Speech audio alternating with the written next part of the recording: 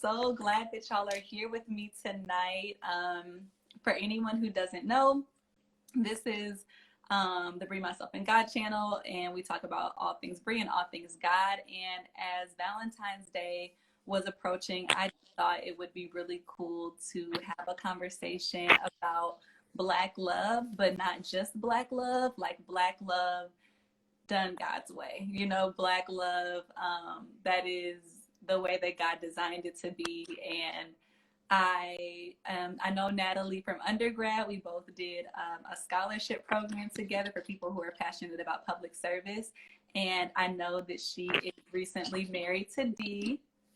And so I just thought it would be really cool to bring them on and talk to them as a young Black Christian couple about their experience and their walk with God and their walk with one another. So I'm going to just let y'all introduce yourselves and we can jump into the conversation.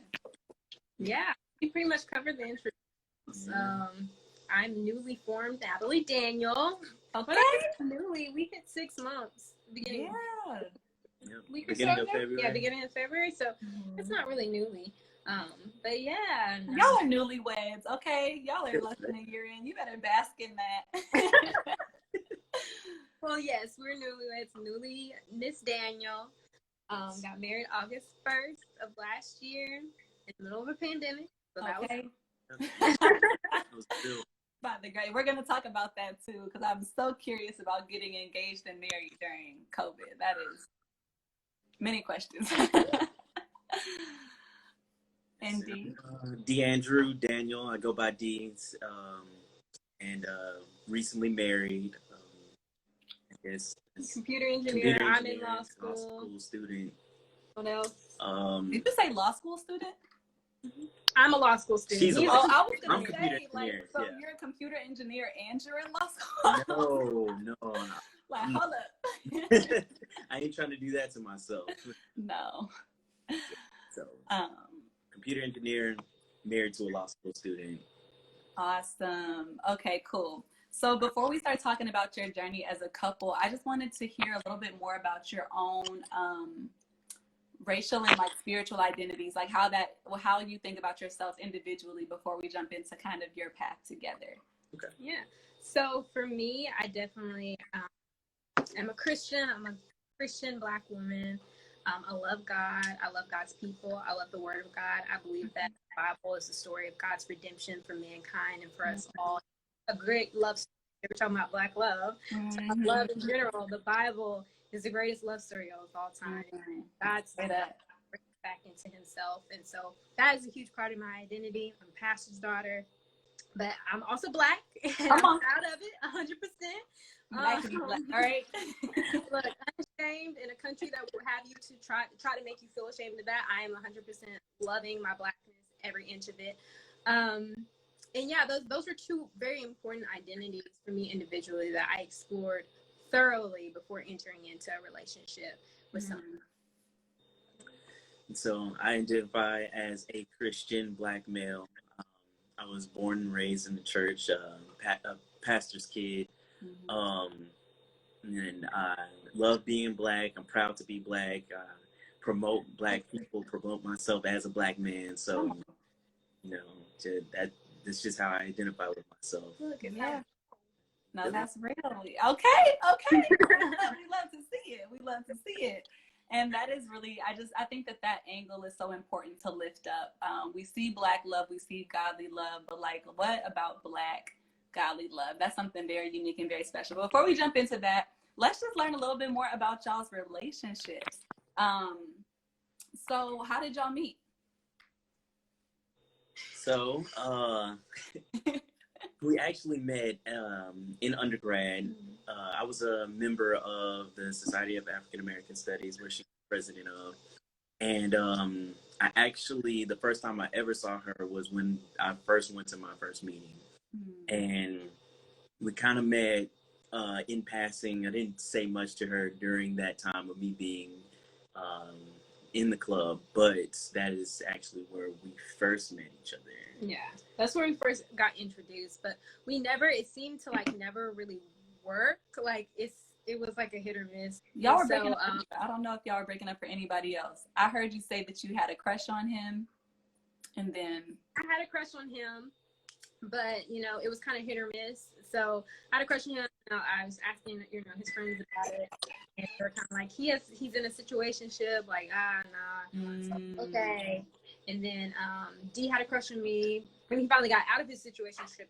Crush on me, but he was like, "Man, I need to get my stuff together before I approach her." And then I graduated, and so we never actually like talked or did anything in undergrad. So, but you say he had to get himself together. I want to hear more about that because that's important. So, right. like right now, like, okay, so I mean, yeah, I mean, you can Nat can finish or you can go on that, but that's just important to come back to for sure. Yeah. So I'll finish real quick and then he can. Yeah. So long story short, we met after I graduated, I came back and we went to a graduation party, which was an alpha party in a club. So yeah. We met in the club. I slid in his DMs afterwards and I was like, nice seeing you again. And he was like, great seeing you too. We should see each other before we leave. And then we went to get coffee. The next day, ended up talking until the coffee shop closed down. And yeah, that's pretty much the rest is history. I love it. Okay. So Natalie mentioned, Dee, that you had to get yourself together before coming at her, and I feel like that's so important about coming correct. So what was going on? You had like situationships going on? Like what was happening? So I had a bit of a situationship going on. It was a bit of a toxic kind of situation where I was involved with somebody. We were kind of talking, not talking, and it was a very confusing situation for me.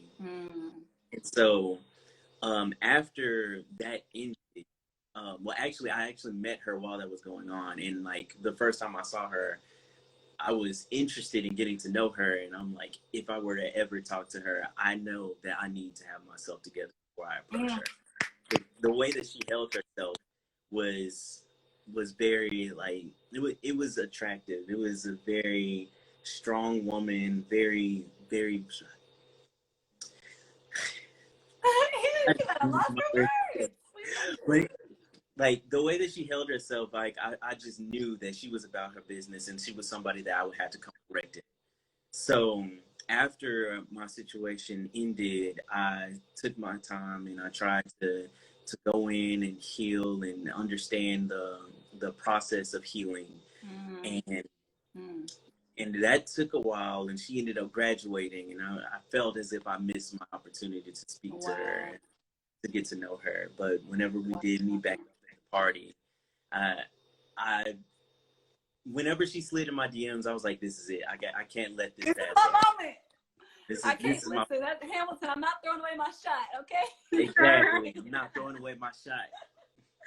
Yeah. No, that's so real, and that is so important. Like the fact that you recognize that, like, you needed to heal before entering this woman's life. Like you couldn't just come at her any type of way and bring any type of confusion and mess into her life. Like that was mature of you, to the point where she actually ended up graduating and you still didn't try to enter her life because you recognize, like, I'm not ready yet. Like I feel like we could all benefit from like that level of maturity of recognizing, like, maybe this is what I want, but am I ready for this? Like, because you know what I mean? Like there's a difference between wanting something and being ready for it.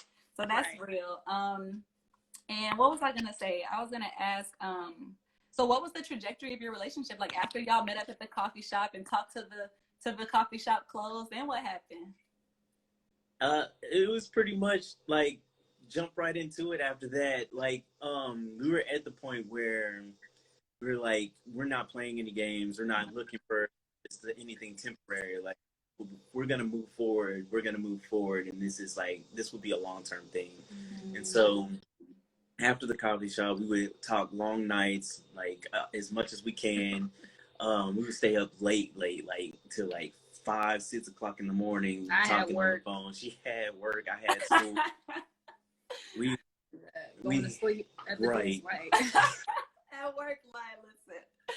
We spend a lot of time talking to each other and getting to know each other, because trying to understand, like, is this somebody that I want to pursue? Because like if this is, then then that's the direction we're going. Right. I think for both of us, with both of our past relationships, we were very focused in the very beginning of our relationship and being honest with each other. Like, we're going to talk and we're going to get to know each other, and we're going to make a decision whether we can see the term. If we can't, we can be friends, but we're going different. We're not going to waste each other's time. And so we were very straightforward with each other, and like just being honest, like, this is who I am, this is my baggage. Like, let's figure this out within, the first couple weeks of us talking, so we're not wasting each other's time, because time is too valuable to waste. I feel that. I literally made a video about that, like, in December, like just don't stop 5 signs is wasting your time, sis, because I'm just like, our time is literally too valuable to waste. Like, we just can't be out here. There's too many things to do in life to be wasting our time. But I'm curious, like, why for you was something that wasn't long-term going to be a waste of time? Because I feel like, especially in our generation, like, that's not always considered a waste of time. Like, some people are like, I'm fine to just have stuff that's temporary. I'm fine to just have stuff that's kind of entertaining me for the moment. Like, that's not necessarily considered a waste of time to a lot of people. So, like, what was the appeal of a longer-term thing for y'all? For me personally, I didn't want to be in a relationship. Like, I had gotten to the point in my singleness where I was content with where I was. Like, I was like, I'm going to travel for the world. Like, I had a vision of my life that was very separate from being. And so because of that, relationships take work, right? Like, I feel like, I mean, if real relationships are going to last the test of time, take work, they take investment, they take resources and energy and sacrifice. Yeah. And I knew that. And so for me, it's like, I'm not about to, like, and I'm an introvert on top of that. So it's like, me talking to someone is energy. Like, I have to think of what to say to you. Like, I want to go and watch Netflix, and leave me alone. So if I was going to do that with someone,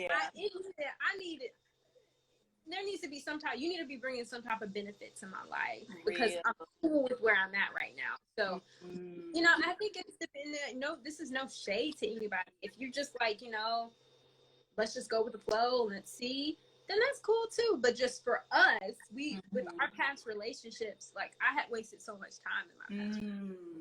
So that was particularly sensitive for me. I had wasted years fooling around with a dude. And so it's like, for me, I'm like, I can't waste anymore. I'm not about to get emotionally invested and have to do, work dismantling trauma. Come on.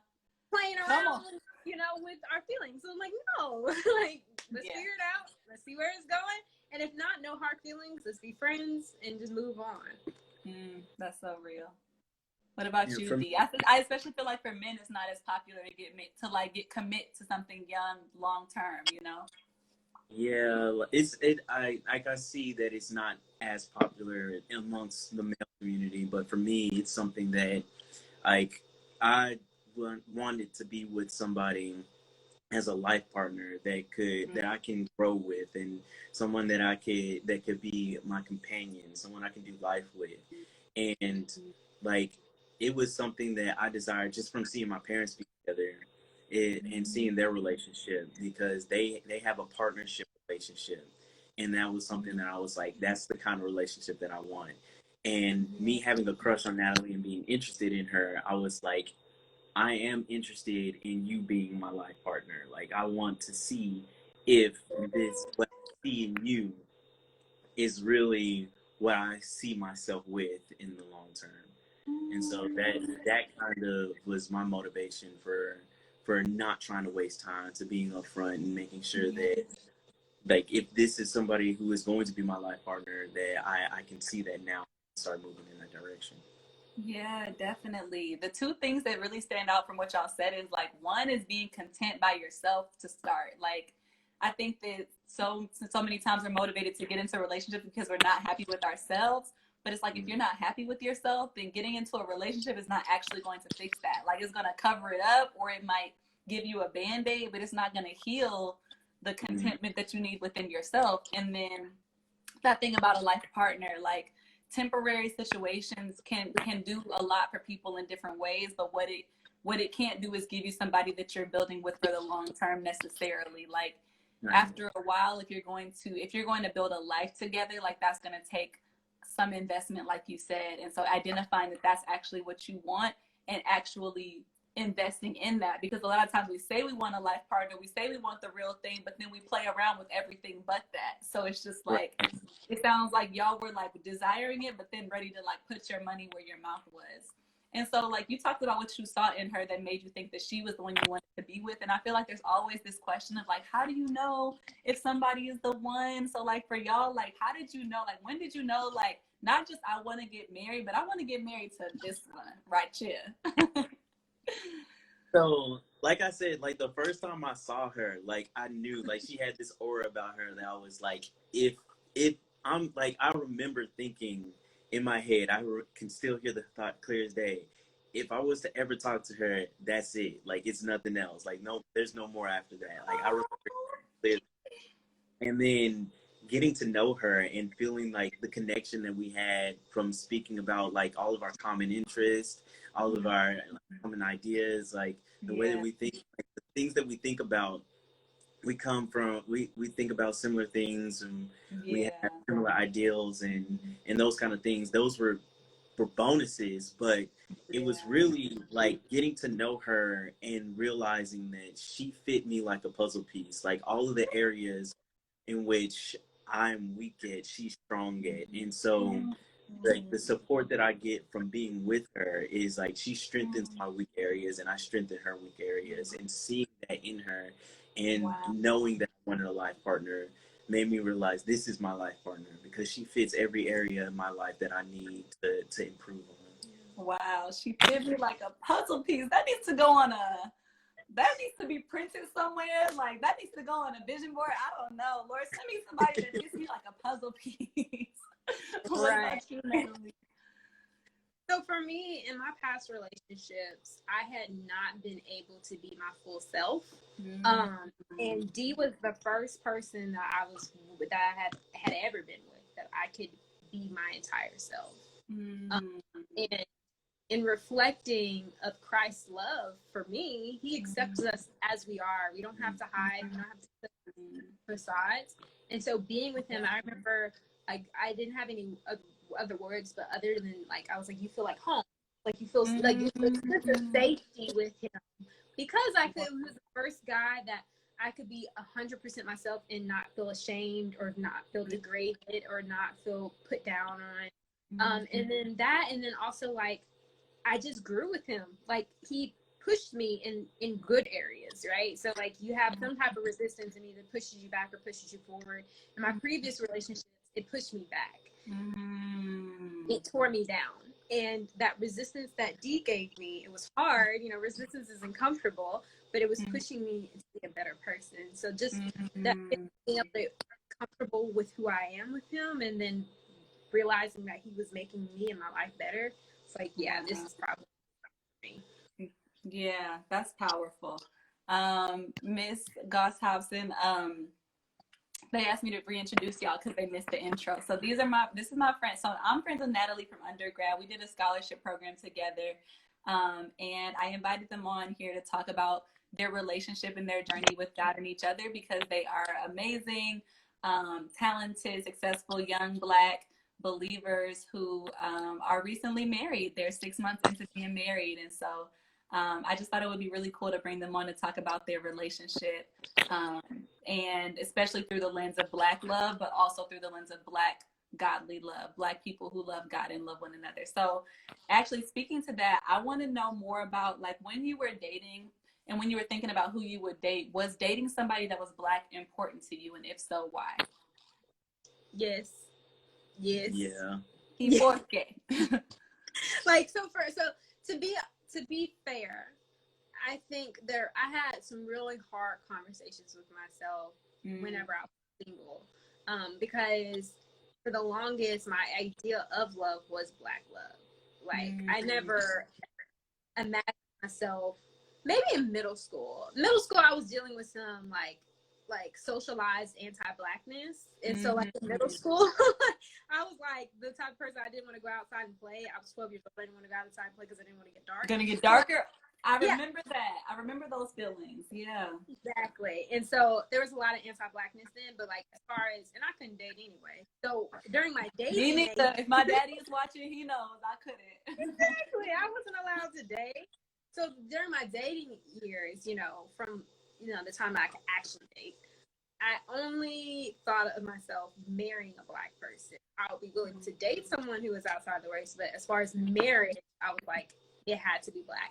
But as I got older, it was like, okay, studying the Black community, studying the persecution of the Black community and the oppression, and just how Black men are taken away from the homes so often in so many different ways.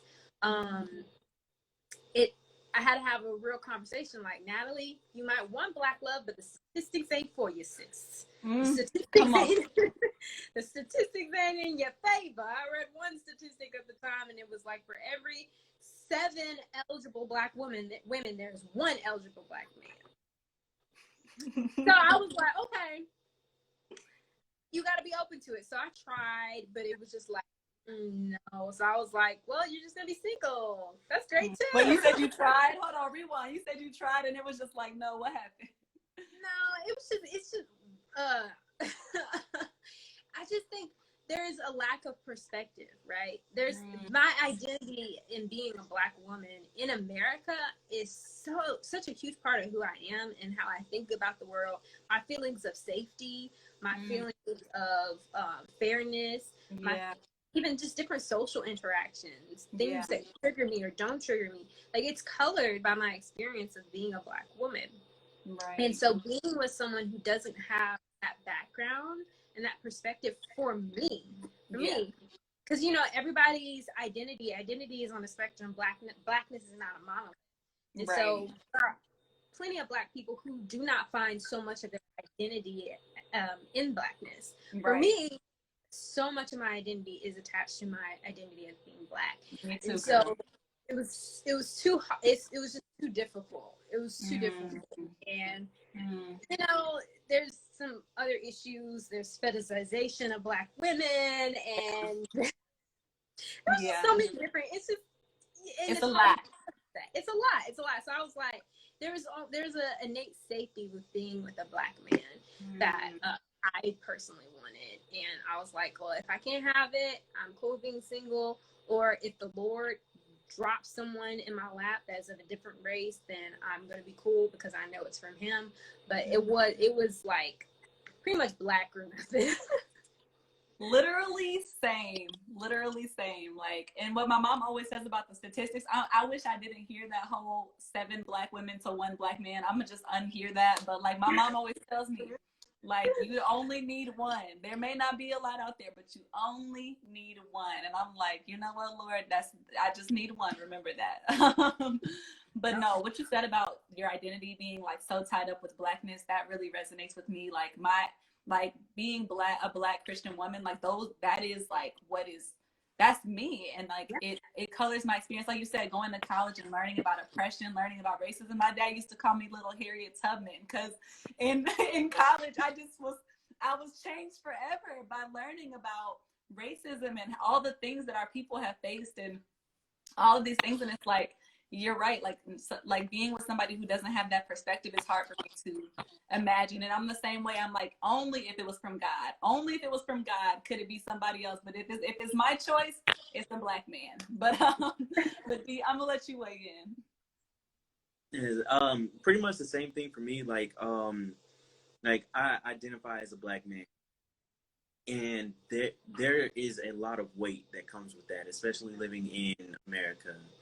And there are a lot of things that Black men go through that no other like race of men go through. And so being a Black person in America, there's an experience that's tied to that. And I wanted to be able to be with somebody who I can share that experience with and they can understand where I'm coming from.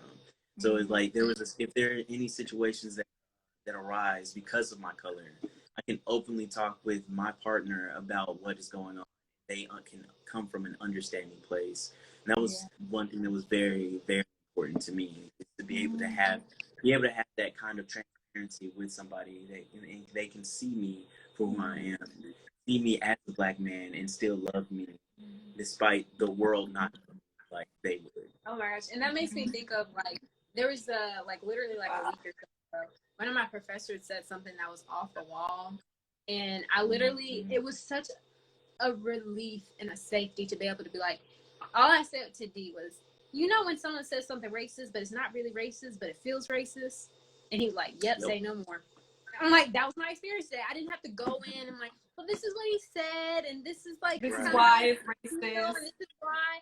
I literally had to say that. He said, understood. And I was like, yep, that's my day today. He's like, like, you know what I'm saying? Like, that you can't get that. You can't get that nowhere else, in my opinion. No, that's so real. That's so real. And oh my goodness, what you just said. I didn't know I felt this strongly about Black love, but I think that I have like a slight half tear in my eye. You said someone who can love me the way the world doesn't love me. And it's just like, as Black people, yeah. Like that's what we need in each other, because the world can be so unkind to us. And it's just like, to like have somebody, like you said, Natalie, that feels like home. My friend Shelby has used that phrase too, like to feel at home with someone in this country as a Black person, like for them to love you as the Black man or woman that you are, like, man, you know, that's just unconditionally and wholeheartedly, yes, like that's just. And I actually want to know, like, what does it look like for you all? Like, one of my favorite phrases, I love my Blackness and yours. What does it look like for y'all to love each other's Blackness? What does it look like for y'all to love each other as a Black man, love each other as a Black woman? I think for me, to love her as a Black woman is for me to give her the opportunity. It gives me the opportunity to show her that somebody cares for you, because there are so many examples out in the world of people underappreciating Black women, of hating Black women, of degrading Black women. And being able to love her and show her that I love her, despite what the world may think, despite what other people the other ways that people may treat you. Like, I can be that comforting love to her and be like, somebody on this earth actually loves you for who you are, in every aspect of who you are, everything about you, from your curly hair to your dark to your chocolate skin, everything. Yes. So, like, I think that for me, that looks like me showing her acceptance of everything that makes her her, and everything that she identifies with. And for me, loving, showing up for D and loving him in his Blackness, for me personally, is giving him a space to feel safe and soft. Because I think Black men are treated like they don't have emotions, that they're disposable, that you know, they're violent, they're all these negative things. And to be able to come to a space where you can be who you are 100% and feel safe, be able to touch, to be soft and not have to be hard. Because, like, honestly, when we go out to the world as Black people, you gotta have some layers of toughness, especially as a Black man. So creating that space for him and being, you know, showing Black love to him looks like being nice.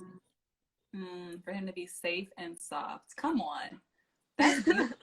This is like poetic right now. Like, honestly, like these are the things that the world tries to take from us, that we get to give back to one another in the context of our relationships. So that is. I'm sorry. No, go ahead. Here. And in the context of our relationships is so important, because, like, when you look at historically, Black love, Black families have constantly been under fire, from slavery to welfare and government services being weaponized to destroy the Black home, to the school to prison pipeline. Like, it's all been to attack Black women and Black men, and there's so much in social media that tries to pit us against each other. And talk about anti-Blackness, that has been very pervasive, especially within the black male community, in saying, you know, black women are not beautiful, and someone who's mixed and likes and all these types of things. There's been so much messaging to try to destroy black men and black women from being together. And like the biggest signs of like, I mean, for lack of better words, like a FU to like oppression in this country is black love. Like, I feel like that's the biggest, like, y'all tried to destroy us, but no, we're going to reproduce. We are here. We are loving ourselves. We're loving each black babies, okay? We're having black babies, exactly. It's like, I feel like it's one of the biggest, like, FUs to oppression. Fight the power. Exactly. Like, I feel like, and so I know that's one of the reasons why I, like, always side-eye, like, you have like all these black activists who are married to white people or married to someone outside the race. And it's like, for the longest, I didn't understand why that offended me so much. But like, I think it's because it's like the biggest thing that you could do in resistance to oppression is to marry black. Because there's just a history of trying to destroy us and our families. And so it's like, how you really for the people, how you really down for the cause, and you ain't even doing things to like, it's not even at home. No, I feel you. You know, sis, I feel the same way. Like, I literally feel that everything you just said, like about how our black families have tried to be broken down in so many ways. Like, that is why it's like to have a healthy, functional, like just like loving black family, like that to me will be a form of resistance in my life. You know what I mean? Like, man, you put it so perfectly. It's a big, like, you tried it to the system. Like, you tried to separate black men from black women. You tried to make us, you tried to antagonize us. You tried to have our men degrade us. You tried to have us emasculate them. You tried to have us look at them as less than because the system has made them has blocked them out from opportunities. And so now if you a broke nigga, whatever, like it's like all these different things that just try to like put the other one down, and it's like, but we not gonna do that over here. That's exactly what we not gonna do. That's exactly what we not gonna do over shit. Like, okay. Around. Exactly. And so yes, black love is like everything, but there's also more to it, and that's what I wanted to ask y'all about too. Like, what was the importance in the midst of black love being such a priority? What was the importance for you of dating somebody else who knew God?